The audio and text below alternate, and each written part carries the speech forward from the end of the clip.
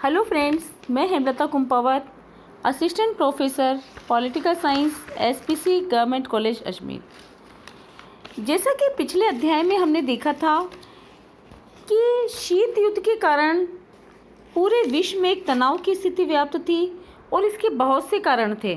जैसे ऐतिहासिक कारण थे कि रूस में साम्यवादी क्रांति होना, द्वितीय मोर्चे का प्रश्न कि जब सोवियत संघ ने द्वितीय मोर्चे को खोलने के लिए कहा गया तो पश्चिमी राष्ट्र और अमेरिका इसे टालते रहे। इसी प्रकार दोनों के युद्ध करने के उद्देश्यों में भी अंतर था। इसी प्रकार से सोवियत संघ द्वारा याल्टा समझौते की अवहेलना की गई, बाल्कन समझौते की अवहेलना की गई। इसी प्रकार से ईरान से सोवियत सेना को न हटाया जाना भी शीत युद्ध का कारण बना। इसी तरह से यूनान में सोवियत संघ बराबर हस्तक्षेप करता रहा। सोवियत संघ का टर्की पर दबाव बना रहा और जब अणु बम का आविष्कार अमेरिका ने किया तो उसने ब्रिटेन को अवगत रखा लेकिन रूस को नहीं। इसी प्रकार से सोवियत संघ द्वारा अमेरिका विरोधी प्रचार प्रसार अभियान को अपनाया गया और ठीक इसी प्रकार की नीति पश्चिमी राष्ट्रों ने भी सोवियत संघ की विरोधी की नीति अपनाई। और सबसे बड़ी बात थी कि सोवियत संघ यूएनओ में बार बार वीटो का प्रयोग करके उसकी कार्यवाही में बाधक बन रहा था। तो इस प्रकार से दोनों देशों के आपसी हित संघर्ष ने शीत युद्ध का रूप ले लिया था, जिससे पूरा विश्व तनाव में था। अब हम बात करते हैं कि शीत युद्ध का अंतर्राष्ट्रीय राजनीति पर क्या प्रभाव पड़ा। अंतर्राष्ट्रीय राजनीति पर शीत युद्ध का न केवल नकारात्मक बल्कि सकारात्मक दोनों ही प्रकार के प्रभाव पड़े। सबसे पहले हम बात करते हैं नकारात्मक प्रभाव की। तो नकारात्मक प्रभाव में पूरा विश्व दो गुटों में विभाजित हो गया, अर्थात राजनीति का जो स्वरूप था वो द्विपक्षीय बन गया। संयुक्त राज्य अमेरिका और सोवियत संघ दोनों राष्ट्र अलग अलग गुटों का नेतृत्व करने लगे और विश्व की समस्त समस्याओं को इन्हीं गुटों के आधार पर आंका जाने लगा। दूसरा है आतंक और अविश्वास के दायरे में विस्तार। शीत युद्ध ने समस्त विश्व को भयभीत किया, आतंक और अविश्वास का दायरा बढ़ाया। यही कारण था कि अमेरिका और सोवियत संघ के मतभेदों के कारण अंतर्राष्ट्रीय संबंधों में गहरे तनाव, वैमनस्यता, मनोमालिन्य, प्रतिस्पर्धा और अविश्वास की स्थिति आ गई थी।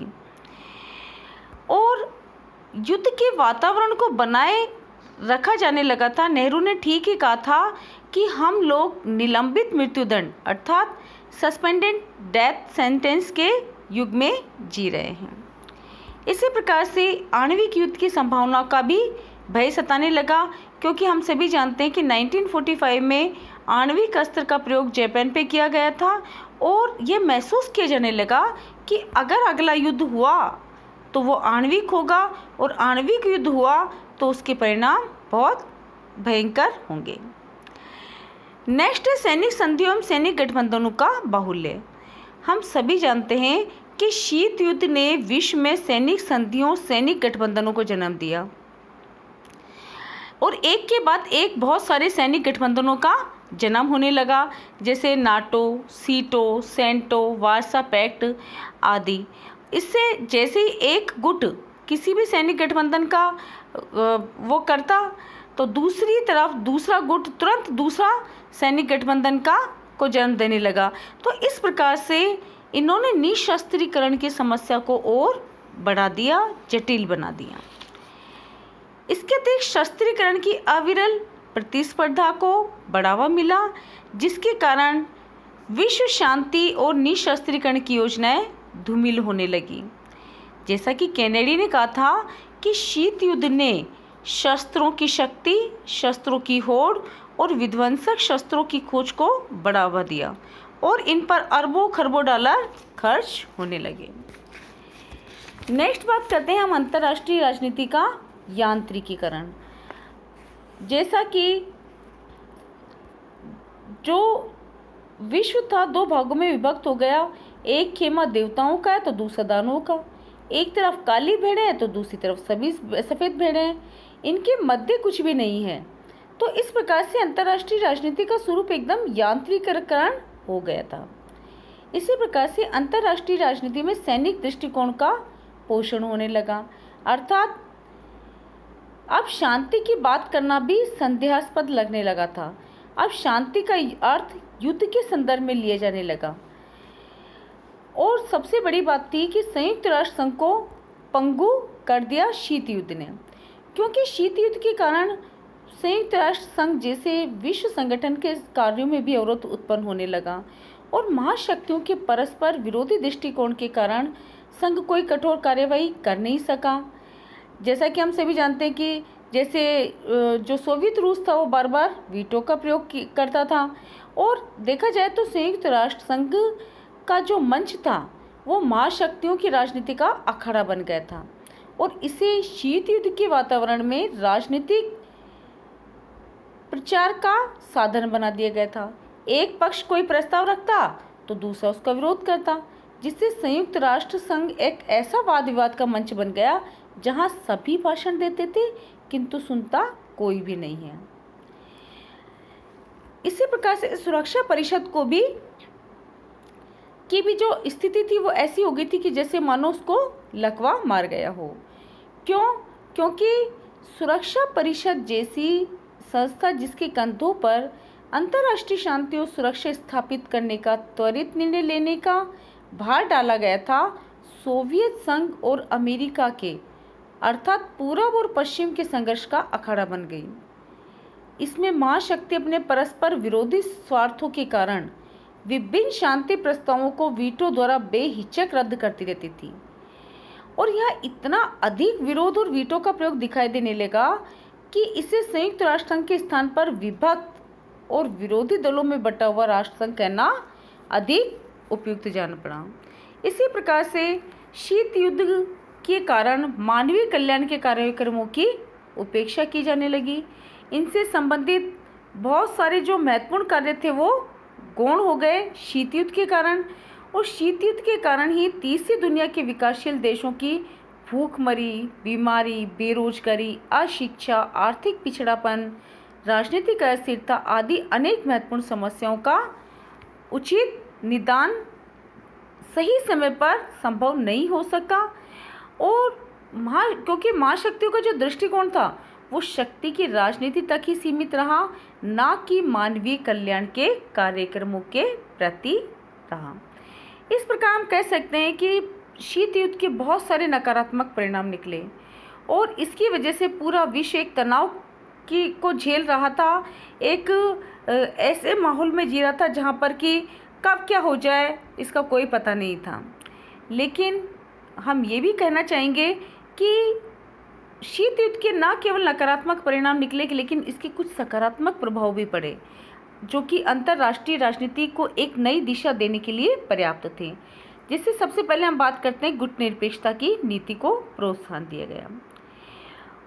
कैसे मिला? क्योंकि शीत युद्ध के कारण जब पूरा विश्व दो गुटों में विभाजित था तो कुछ राष्ट्र ऐसे थे जो कि किसी भी एक गुट में सम्मिलित नहीं होना चाहते थे, तो वो उन दोनों गुटों के मध्य शक्ति संतुलन का कार्य करना चाहते थे और स्वतंत्र भी रहना चाहते थे। इसलिए गुट निरपेक्षता की नीति का प्रादुर्भाव हुआ।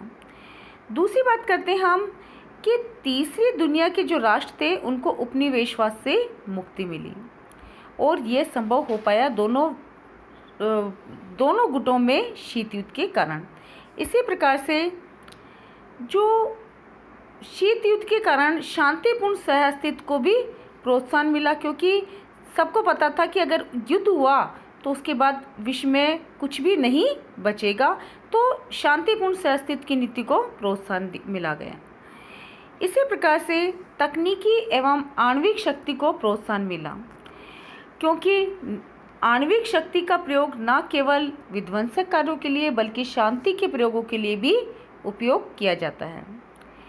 इसी प्रकार से महासभा की शक्ति में वृद्धि हुई। जो सुरक्षा परिषद थी उसके निर्णय लेने की शक्ति के बजाय जो शक्ति थी सुरक्षा परिषद के निर्णय लेने की, उसे हमने महासभा को शीत युद्ध के वजह से हस्तांतरित हो गई।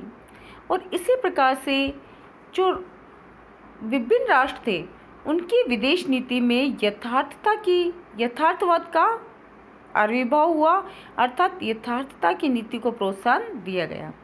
और अगर हम लास्ट देखें तो शीत युद्ध में से शक्ति संतुलन की स्थापना हुई, यानी कि जैसे ही ये लगने लगता था कि एक गुट की शक्ति में वृद्धि हो रही है तो तुरंत दूसरा गुट उस कमी को पूरा करने के लिए तत्पर हो जाता था और शक्ति संतुलन की जो नीति थी उसको पूरे विश्व में बढ़ावा दिया गया, जिसमें महत्वपूर्ण भूमिका यदि हम देखें तो गुट निरपेक्ष राष्ट्रों ने अपनाई।